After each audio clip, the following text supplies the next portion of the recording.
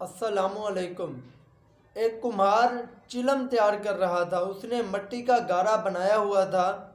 وہ چلم کے سانچے میں اس مٹی کو ڈالنے ہی والا تھا کہ اتنے میں اس کی بیوی آ گئی۔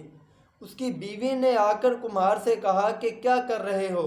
تو کمہار نے کہا میں چلم تیار کر رہا ہوں۔ اس کی بیوی نے کہا ابھی آگے گرمیوں کا موسم آنے والا ہے، تم اگر اس چلم کی بجائے سراہی یا مٹکا تیار کرو تو وہ زیادہ فروخت ہوگا، کیونکہ لوگوں کو ٹھنڈا پانی پینے کے لیے مٹکے کی ضرورت پڑے گی۔ کمہار نے کچھ دیر سوچا۔ اسے جب اپنی بیوی کی سجیشن اچھی لگی تو اس نے اپنا ارادہ چینج کر لیا۔ اس نے وہی مٹی جو اس نے چلم بنانے کے لیے چلم کے سانچے میں ڈالنی تھی وہ اٹھائی اور مٹکے کے سانچے میں ڈال دی۔ تو مٹی سے آواز آئی کہ کیا کرنے لگا ہے؟ پہلے تو چلم بنا رہا تھا مجھ سے، اب مجھ سے تو مٹکا یا سراہی تیار کرنے کا ارادہ تیرا بدل گیا ہے، کیا وجہ ہے؟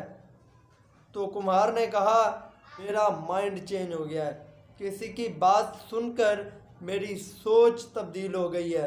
تو مٹی سے جواب آیا کہ تیری تو صرف سوچ بدلی ہے، میری مکمل زندگی بدل گئی ہے۔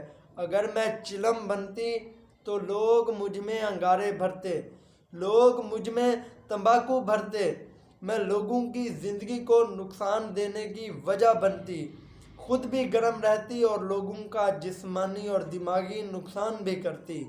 لیکن اب تیری سوچ بدلی ہے، تو مجھے سراہی یا مٹکا بنائے گا تو میرے اندر لوگ پانی بھریں گے، میں خود بھی ٹھنڈی رہوں گی، لوگوں کو بھی فائدہ دوں گی۔ یہ سٹوری آخر میں بس یہی سبق دے جاتی ہے کہ اگر سوچ بدل جائے تو پھر زندگی بدلنے میں دیر نہیں لگتی ہے، اور ایٹ دی اینڈ بس اتنا ہی کہ زندگی کا بدلاؤ سب سے پہلے انسان کے سوچ کے بدلاؤ سے شروع ہوتا ہے۔